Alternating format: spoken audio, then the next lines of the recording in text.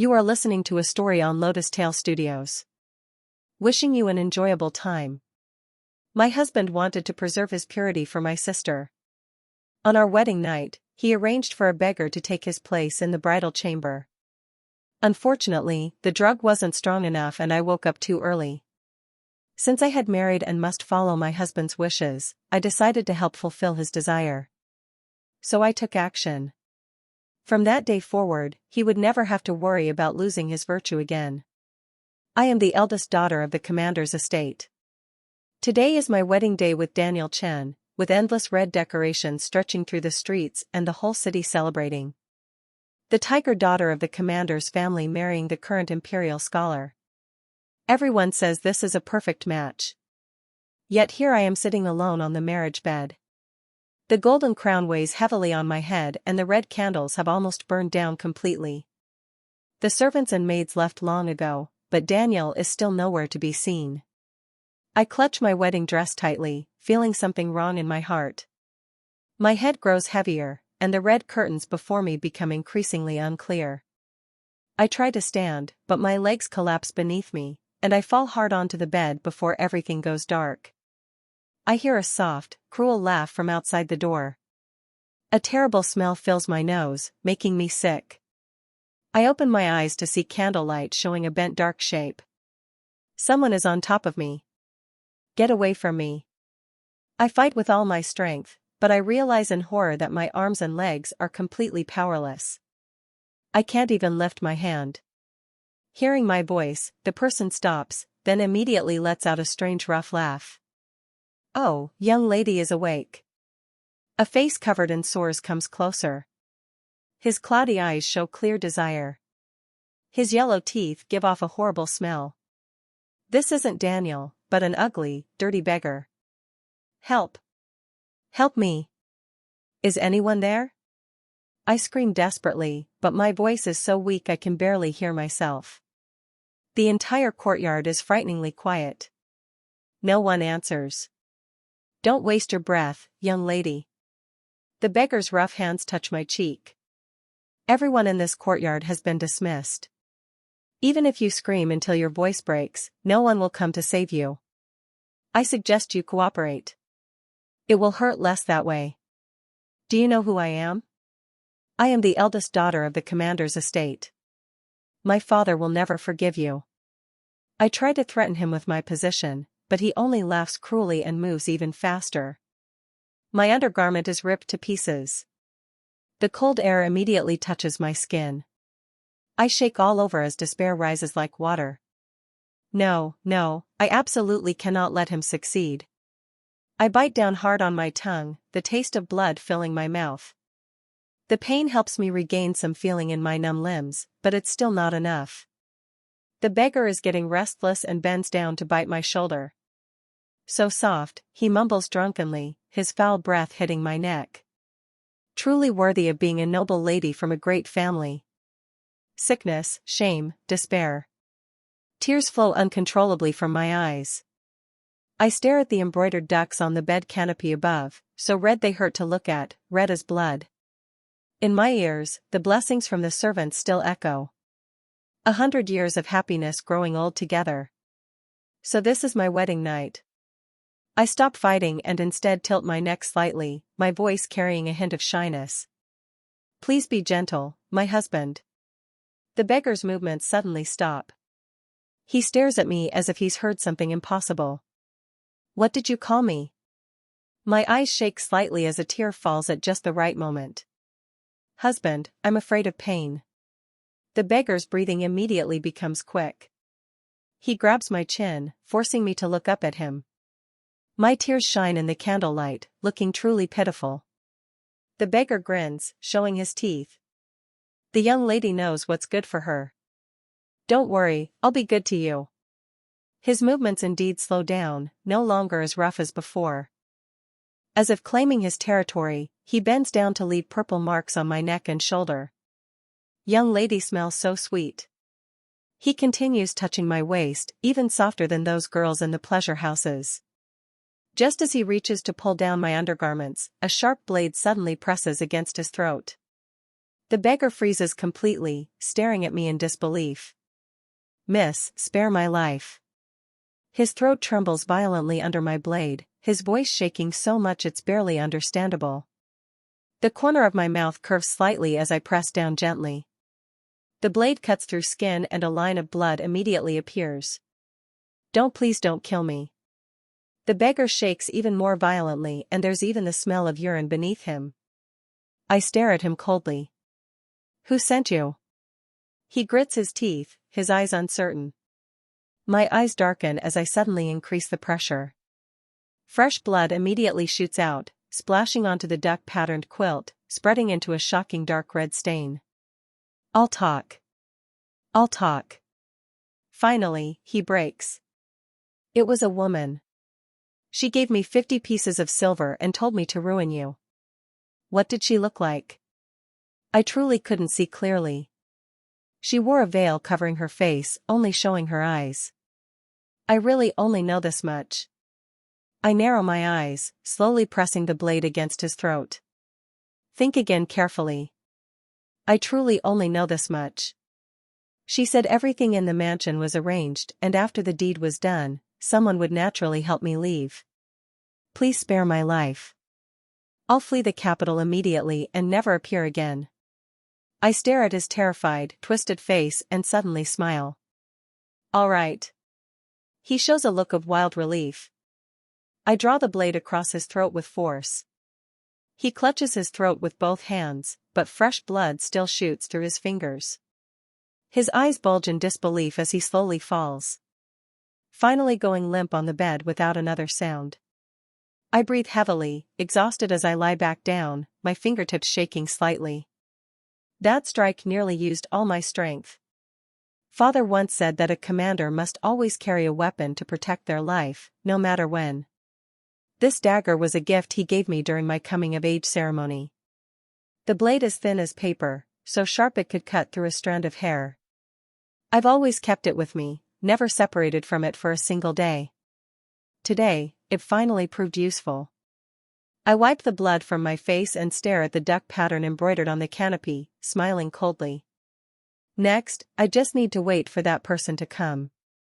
About the time it takes to burn a stick of incense later. Brother-in-law, that's not very nice of you. Playful laughter from the next room reaches my ears. I would recognize this voice even if it turned to ash. It's Sophia Lynn, my younger sister. Little temptress, what are you calling me? Daniel's voice carries a teasing tone I've never heard before. Completely different from his usual gentle manner. You married my sister. Doesn't that make you my brother-in-law? Sophia laughs with fake innocence. A spring night is worth 1,000 gold pieces. I even specially selected a healthy beggar for sister. You're not going to call me too cruel, are you? My whole body shakes. So that's how it is. The woman the beggar mentioned was her. What exactly have I done to offend her? When she was 8 years old, after her mother died, she was brought to live under my mother's care. I personally taught her to write, took her to poetry gatherings. At 13, she caught a cold and I stayed by her bedside all night. Last year, during her coming-of-age ceremony, I begged Father to hold a grand celebration. Though we're not born of the same mother, in my heart, she's no different from a blood sister. I bite my tongue, trying to stay calm, then shake the bed vigorously until it creaks and groans. This noise makes the two next door even more excited. Sophia laughs even more smugly. Brother-in-law, it seems sister next door is also enjoying herself quite a bit. Daniel lets out a cold laugh. Indeed, a shameful woman. If it weren't for His Majesty forcing me to marry her, I'd find her disgusting to even look at. But sister is the capital's greatest beauty. What if someday you dare? Sophia says coyly, her words carrying jealousy. Daniel chuckles softly. Little temptress, you clearly know that in my heart there's only you. How could I touch another woman? Once I get the commander's seal, I'll immediately divorce her and marry you with a proper wedding ceremony. Then I'll let everyone know that you're the one I love most. Still acting jealous. Should I lock you up with golden chains? I'll keep the key and no one else can unlock it. How annoying. Sophia moans softly, followed by the sound of clothes falling to the floor. Ah, brother-in-law, be gentle. It's better if sister next door can hear. Daniel's voice is cold and cruel. Perfect. Let her know she's not even worth one of your toes. The sounds of bodies moving and wet noises continue. Sophia's moans grow louder and louder as if afraid others might not hear. A metallic sweetness spreads in my mouth. I don't know when I bit my lower lip until it was torn. Yet, I feel no pain. In this ultimate shame, my thoughts become extremely clear. That's right. Early this morning, Sophia personally brought me a plate of flour cakes, smiling as she urged me to eat more. The look in her eyes was clearly gleaming with evil anticipation. Fortunately, due to my nervousness, I only reluctantly swallowed half a piece before quietly pushing it away. If I had eaten it all, they would have succeeded by now, wouldn't they? At the third watch, the pair of cheaters next door finally quiets down. Under cover of darkness, Sophia hurriedly leaves. Daniel then pushes open the door and enters. He walks to the bedside, his eyes sweeping over me like a poisonous snake. Seeing the bruises on my body, the corner of his mouth curves into a cold smile. Rebecca Lynn, don't blame me. His voice is low, but every word drips with poison. If you want to blame someone, blame your father for not knowing his place, for refusing to obediently hand over the commander's seal. He withdraws his gaze and kicks the beggar beside the bed, his tone hateful as if shooing away a dog. Get up. You've completed your task. Now get lost. The beggar doesn't move. Daniel frowns in annoyance and reaches to pull him, but when he sees the corpse's tragic face, his eyes suddenly contract. You. He suddenly turns to look at me, panic finally flickering in his eyes, but it's too late. I grip the bronze candlestick hidden beneath me, and use all my strength to strike hard at the back of his neck. Daniel groans in pain, his body swaying as he falls straight down in front of me. Husband, you've been tired all night. Sleep well. I smile coldly and slowly push myself up from the bed. This marriage was ordered by His Majesty himself. If he were to die suddenly right after the wedding, the Lin family would surely be suspected. Moreover, the palace matrons taught me that when a woman marries, she follows her husband, and her husband's wishes become her wishes. Since that's the case, he wholeheartedly wants to preserve his purity for Sophia. As his wife, I should naturally help him. When I was young, I once saw a servant in the mansion remove a boar's manhood with one clean cut. Today is the perfect opportunity to practice. I tear open Daniel's robes, the blade touching his lower body, my lips carrying a smile. Husband, don't you want to preserve yourself for Sophia? I'm here to help you, permanently removing all worries.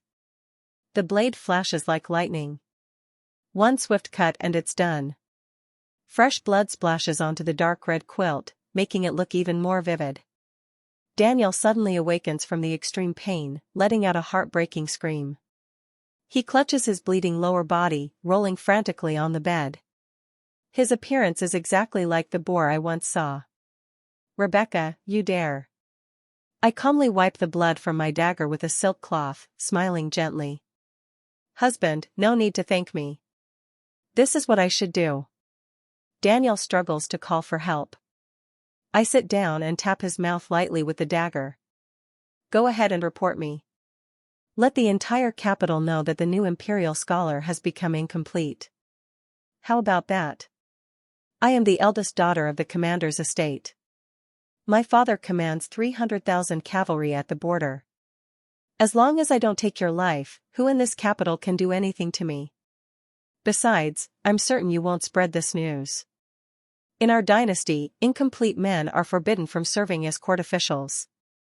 Daniel clearly understands this principle, too. He's in so much pain that veins bulge all over his body, his lips bitten bloody, yet he doesn't dare call anyone in. He can only grit his teeth and squeeze out a few words. Rebecca, I will definitely kill you. Fine, I'll be waiting. I smile lightly and stand up, taking a bronze mirror from the dressing table. Husband, look at my handiwork. Is it neat enough? Daniel looks at the bloody wound in the bronze mirror, his whole body seeming about to collapse. I suddenly have an idea. That's right. Today is our wedding night. I should give my husband a gift. I use the tip of the blade to lift up the bloody flesh, my wrist shaking slightly. In just moments, I've carved that mass of flesh into a flower-like shape. I toss it lightly, and it lands perfectly on Daniel's pale face.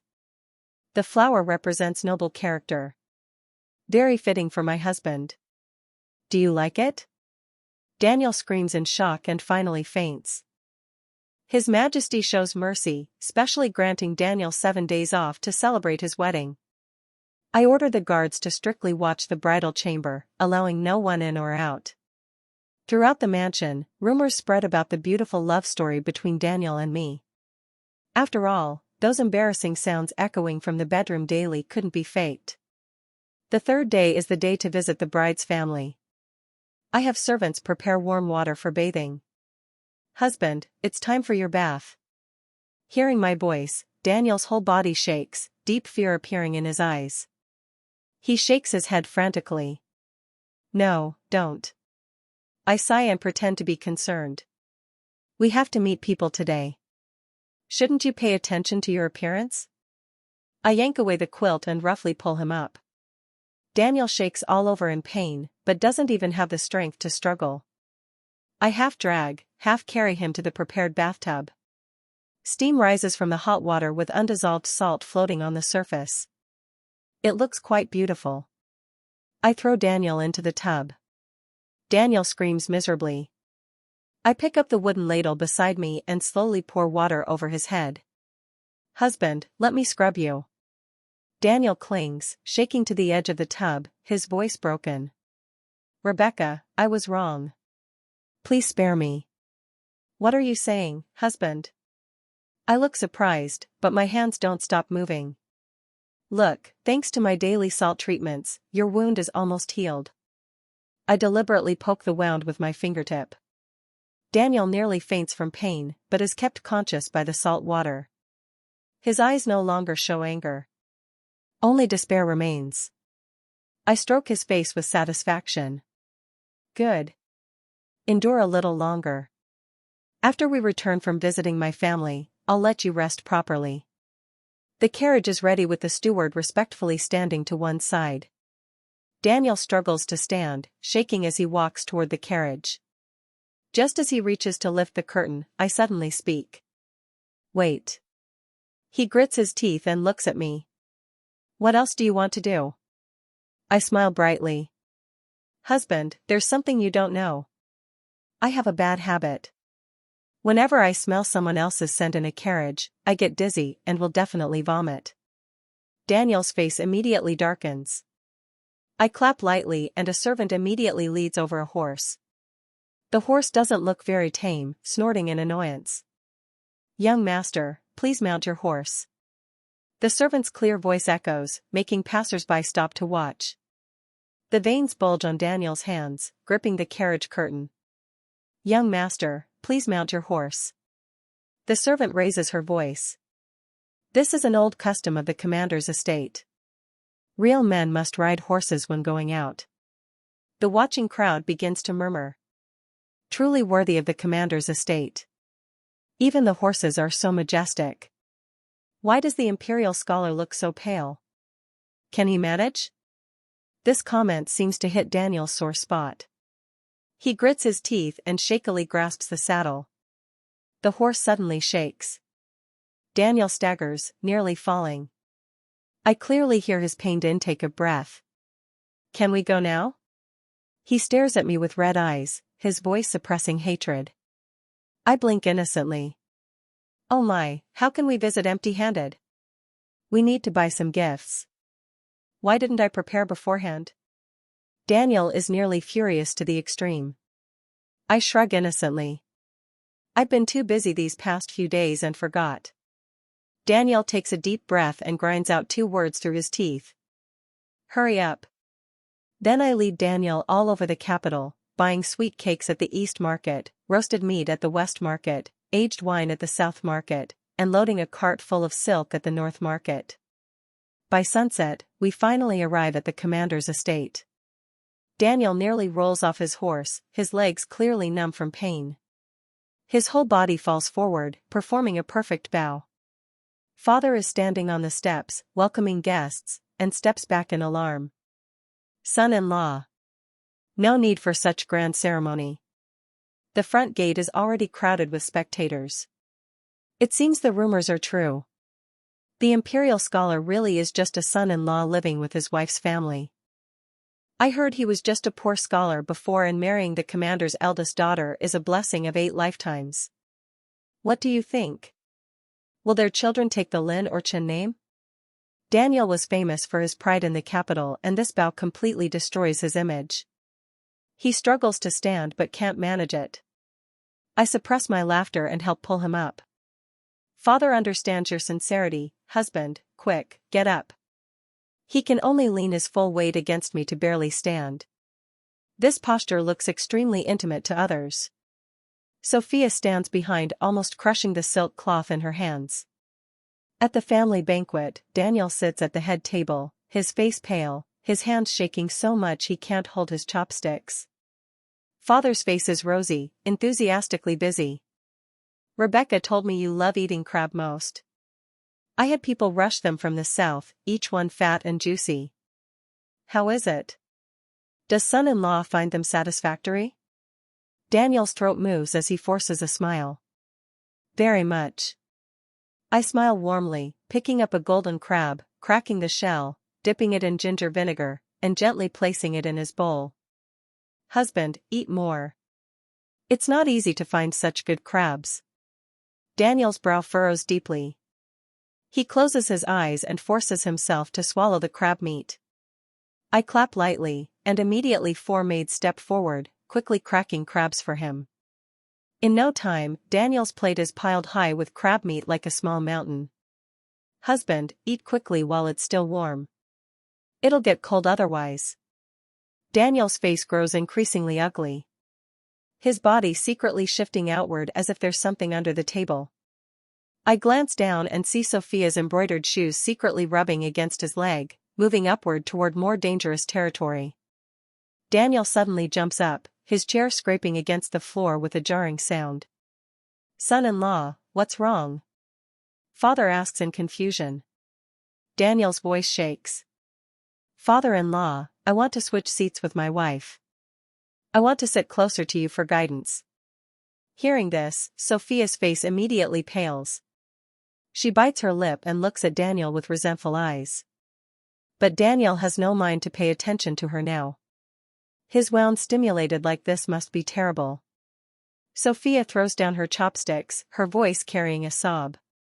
Father, sister, I don't feel well. I'll go home first. Before anyone can react, she's already lifted her skirt and run out looking hurt. However, no one cares. I smile as I switch seats with Daniel. Seeing this, Father happily pats his shoulder. Actually, I didn't approve of you at first. With such a small frame, how could you make my daughter happy, but seeing how much you two love each other today, I'm somewhat relieved. Father waves his hand, and servants immediately bring up wine jars. As soon as the lids are opened, the strong smell fills the air. Come, we 2 men won't return until we're drunk tonight. No refusing or you won't be giving me face. This makes Daniel's refusal stick in his throat. Father laughs meaningfully. This is specially prepared deer wine for you. It'll strengthen your body.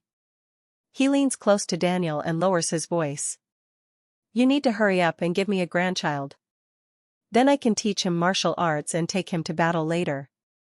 Daniel's face turns dark as the bottom of a pot, but Father doesn't notice, continuing to pour wine cheerfully. Seeing Daniel only daring to take tiny sips, Father immediately becomes unhappy. Son-in-law, why do you drink so weakly like a woman? With that, he takes away the wine cup and pushes the entire jar in front of Daniel. Real men drink straight from the jar. Daniel's face grows even paler, but he doesn't move. No matter what, drinking this jar of wine will make his wound flare up again. Father's face darkens. his battle-hardened presence making people shake. Are you not giving me face? Daniel has no choice but to comply. Jar after jar. Soon Daniel collapses on the table unconscious. Father strokes his beard smugly. Daughter, your man won't do. Just a few cups and he's like this. Taking advantage of my inattention, he secretly reaches for Daniel's leftover wine to drink. Father glares at him and he embarrassedly puts the jar down, licking his lips with a resentful expression. Fine, I won't drink. He then pushes away and drains the wine in front of him. My belly's full of water. I'm dying of thirst. Daughter, why did you insist I get this boy drunk? What a waste of my good wine. I smile. Take husband back to rest. I'll meet father in the study later. Just reaching the corridor, a flash of green dress appears around the corner. I take Daniel from the servants. You may withdraw. I'll take care of him. They understand and retreat. I hold Daniel in my arms, letting his head rest on my shoulder, then slowly push open the door. I deliberately leave it slightly open. Through the crack, Sophia is indeed lurking outside, watching. I lower the bed curtains and deliberately create rustling sounds. Husband, you're hurt. I'll serve you. I quickly loosen Daniel's belt. Husband, don't. Then I shake the bed vigorously, the creaking echoing through the room. Combined with Daniel's unconscious moans, it sounds quite realistic. Husband, be gentle. I squeeze out enticing moans while pinching his wound, forcing him to cry out louder. A sudden sound from outside, followed by choked sobbing and panicked footsteps fleeing. Only then do I stop with satisfaction, coldly smiling as I get off Daniel. He frowns tightly, his lower body bleeding again, looking very painful. Husband, don't you want to marry Sophia? Then I'll help you. These past few days, I deliberately had people spread stories of passionate love between Daniel and me to Sophia's ears.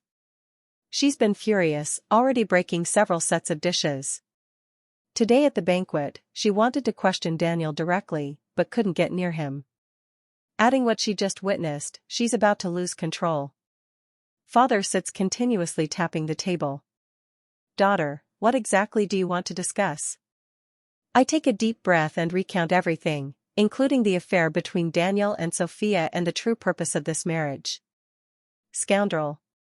Father angrily jumps up, drawing the sword hanging on the wall. I'm going to kill that dog now. I quickly step forward to stop him. Father, don't be hasty. Your daughter has already taught him a lesson. Father's eyebrows stand on end as he angrily asks, how did you teach him? I make a cutting gesture downward. Father first freezes, then his eyes widen, followed by hearty laughter. Good, good, truly my good daughter. A beautiful cut. I was still somewhat worried, but His Majesty. Father waves his hand to interrupt me. What's there to fear? These years, father and daughter haven't exactly been saints either. He turns and takes out a bronze commander's seal from a secret drawer, weighing it in his palm. If he wants it, I'll give it to him voluntarily. No need for others to scheme. He pats my head, his eyes full of love. Daughter, rest assured. Even if the sky falls, father will hold it up for you. Do whatever you want. Tears well up in my eyes. Fortunately, I have a father who trusts me unconditionally. There's really no need to finish off that boy. Father is still not satisfied, fingering his sword handle with an eager expression.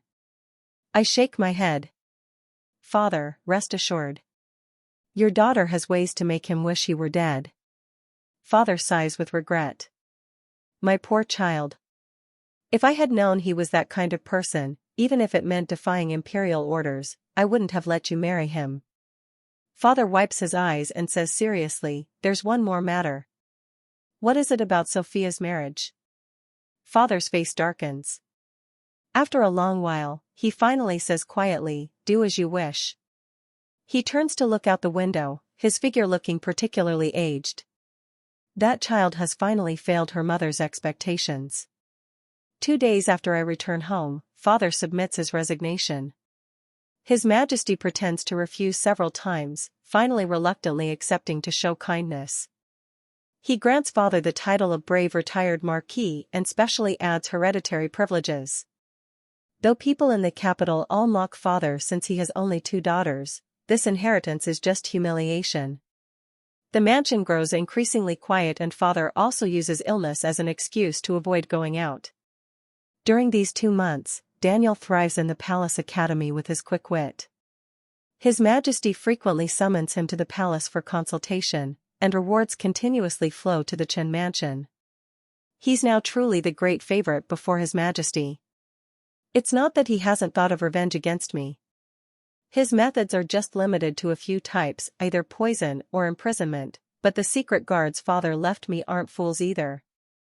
Temporarily, he can do nothing to me.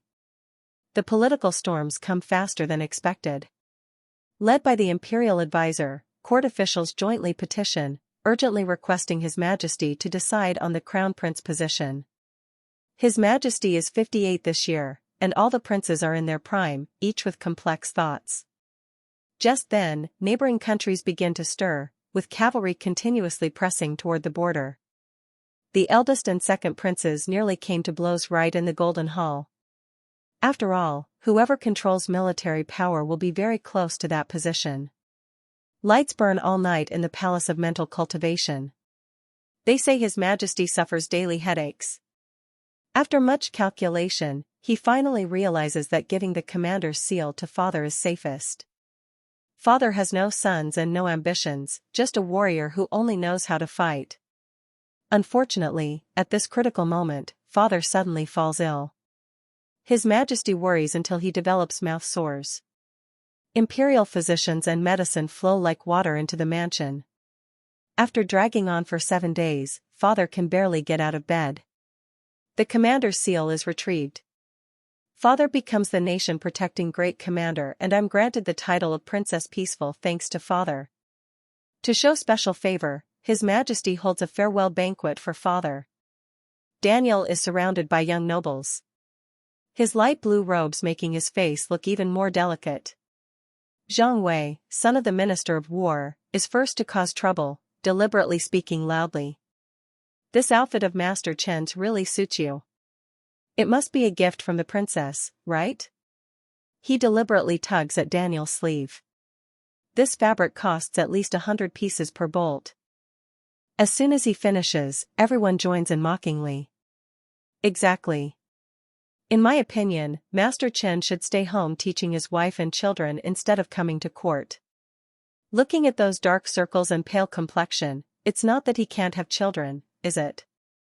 My family has secret remedies, ancestral fertility treatments. If Master Chen begs, I might consider sharing. Laughter erupts throughout the hall. Daniel's face changes from green to white to red. Get out of my way. Zhang Wei frowns. Oh, angry already. Usually don't kept men need especially good tempers? Otherwise, how would they please the princess? Brother Chen is wrong. Master Chen here has elevated kept men to a new level. The laughter in the hall grows even louder. Daniel's face turns red with rage as he grabs Zhang Wei's collar. Say that again.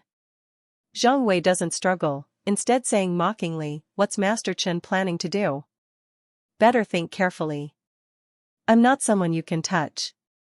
Just then, I cough lightly, and Daniel jumps back as if burned. Under everyone's mocking gazes, he hurriedly flees. I catch a glimpse of Jade, Sophia's personal maid, secretly following behind. The good show is about to begin. The princess seems quite interested today. The daughter of Minister Wang notices my smile and curiously approaches. I gently fan myself. Would you ladies like to follow me to view flowers? The century-old peach tree in the back garden is blooming beautifully today. What's more interesting is, I pause meaningfully, there's also a pair of lovebirds that have flown there. Hearing this, everyone's eyes light up. They understand and follow me. Just rounding the artificial mountain, we hear Daniel's urgent voice. Sophia, is what's written in this note true? Are you really carrying my child? Everyone immediately holds their breath, afraid to disturb such earth-shaking news. Daniel. Sophia's voice carries tears. If I weren't pregnant with your child, would you ever come see me again? Do you know father has arranged a marriage for me in the south? She suddenly raises her voice. Tell me, have you fallen in love with Rebecca, that awful woman? Daniel hurriedly comforts her. How could that be? I hate that I can't kill that poisonous woman. Sophia, these past 2 months, I've been trying to contact you daily, but the commander's estate is too heavily guarded. I sneer silently. Since father returned the commander's seal, Sophia has lost her usefulness to Daniel. These past 2 months, he's been on one side groveling at court, the other seeking medicine everywhere, hoping to create what doesn't exist. He long ago forgot Sophia completely. If not for her pregnancy, how would Daniel dare risk meeting her in the back garden? Sophia shyly touches her belly. It's been 2 months exactly from the night you were with Rebecca. Daniel rejoices like a madman. Wonderful. I have an heir. But father is about to marry me off to the south. Don't worry. I'll find a way. I absolutely won't let my child acknowledge another man as father. Everyone looks at me with pitying eyes as if grass is growing on my head. I can't help but chuckle softly, making the two behind the artificial mountain separate in panic. Sophia turns and sees me screaming, "How are you here?" I clearly told Jade. I call out loudly. Jade, your young miss is calling you. Jade immediately steps forward, slapping Sophia twice across the face. How dare you? Seeing the princess, why don't you bow? Daniel stares angrily. Poisonous woman, what do you want? I take out a stack of letters from my sleeve. Everyone, look. How many love letters has my dear sister written to my husband these past 2 months? The letters fall like snow, each filled with Sophia's passionate feelings. Everyone's eyes looking at the two become even more hateful. I gently order, bring the medicine to end the pregnancy. Sophia collapses limply to the ground. Daniel, save me. Daniel shields her. You dare. Men having multiple wives is natural law. Even if you're a princess, you must follow rules. Sophia is carrying my flesh and blood. You must respectfully welcome her into the family. I remove the whip from my waist. I originally planned to let you save some dignity and get rid of the child. Seems I was going to give you another chance. Looks like you don't know your place. I crack the whip hard, his light blue robe tearing apart. A bloody mark immediately appears on his skin. Daniel cries out in pain, staggering backward. How could he be my match? I grew up in the barracks with father. This whip technique was practiced stroke by stroke on the training ground. After just 7 or 8 exchanges, Daniel is covered in wounds, his clothes in tatters. Suddenly, a noble lady covers her face and screams in horror. She points at Daniel's lower body. Oh my God, I'm no longer pure. Everyone looks and sees where there should be masculine strength, only an ugly scar remains. Daniel hurriedly covers his lower body, rushing at me like a madman. You awful woman, I'll kill you. I sidestep and kick him hard to the ground. Blood flows from his mouth as he looks up at me with poisonous hatred. Hate all you want. What use is an incomplete man's hatred? Jade, go tell father I want a divorce. In the front hall of the main palace, when the news arrives, before His Majesty can speak, father quickly clutches his chest and falls to the ground moaning. This old officer can't even protect his own daughter. What battles can I fight? He shakily tries to return the commander's seal. His Majesty immediately panics, issuing an order, stripping Daniel of all positions while approving my divorce request. Daniel becomes the first man in our dynasty to be abandoned by his wife. Quite capable indeed. That night, I have Sophia thrown into the Qin mansion. I said I would help Daniel marry Sophia.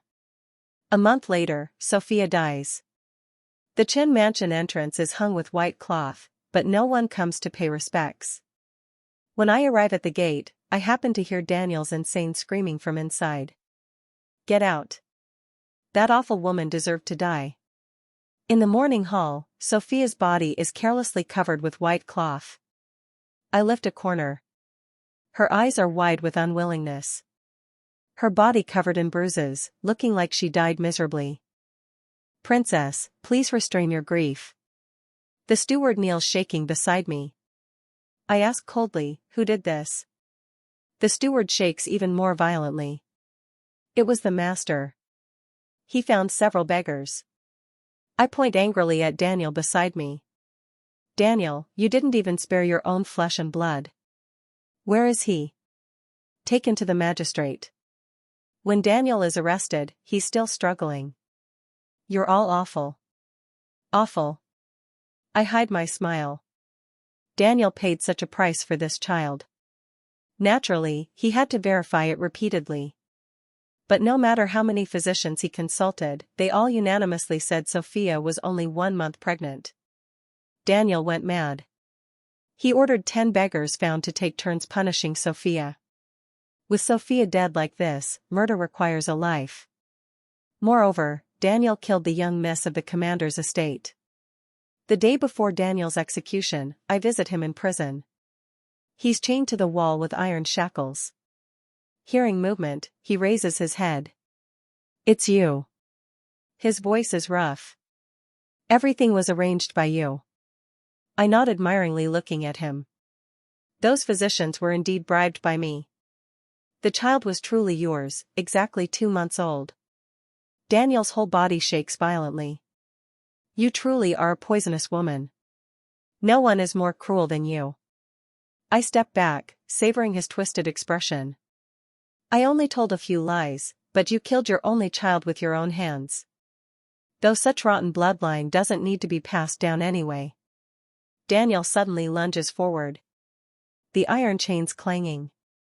His whole body shakes violently as black blood pours from his mouth and nose. The jailer checks his breathing and reports, "Princess, he's dead." As I turn to leave, I hear the jailer muttering behind me, "Truly punishment."